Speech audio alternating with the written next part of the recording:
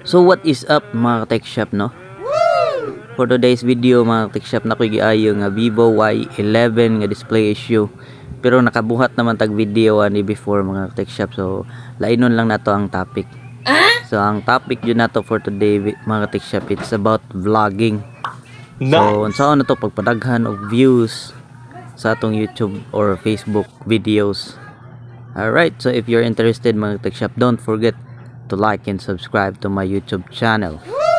So I just wanna let you know mga tech shop, no, 10 years na ko sa YouTube, pero karon pa ko naka-discover ani mga tech shop, no, pagpadaghan og views sa YouTube, and I think it can be applied to Facebook as well mga tech shop. So actually nanin siya mga videos sa lain mga YouTuber mga tech shop. Ang i-search nimo is how to beat the algorithm of YouTube or Facebook.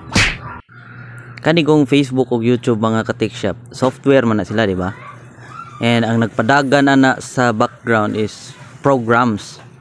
So mo nagitawag algorithm na sila yung mga calculations mga tech shop, nga para ang video nimo automatic makita sa front page.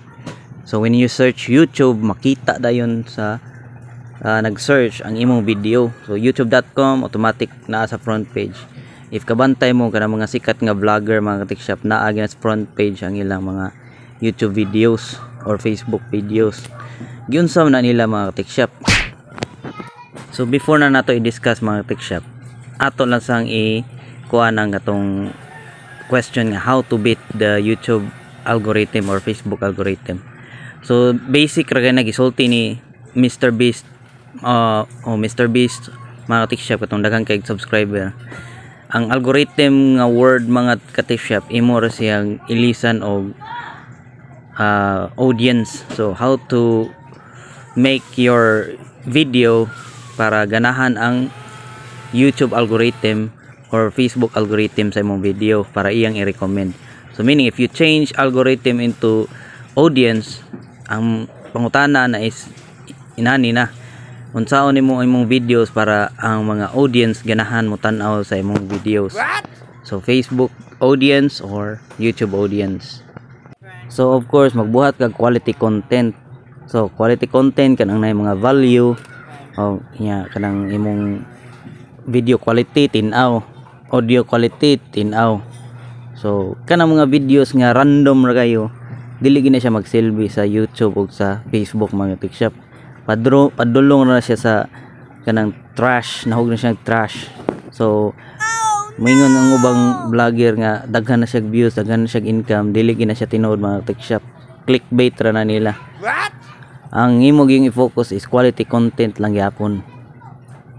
Karon mga ka-tech shop, if imo na nang nabuhat ang quality content, unsaon nimo para ang YouTube o ang Facebook mismo mo imo promote sa imuhang video. Meaning what I mean about promote mga tech shop is meaning once you type in youtube.com sa web page, unsaon nimo para mabutang ang imong video sa pinaka front page, no? Kay mao nay way para ka makakuha og views sa audience. So mao ni mga tech shop ang tubag ana, no? Imong sabton ang impressions. Kung daghan kag impressions, YouTube will recommend your videos. So unsa man ang impressions mga tech shop? Ang kaning impressions mo ning mga like sa video, comment sa video, share sa video.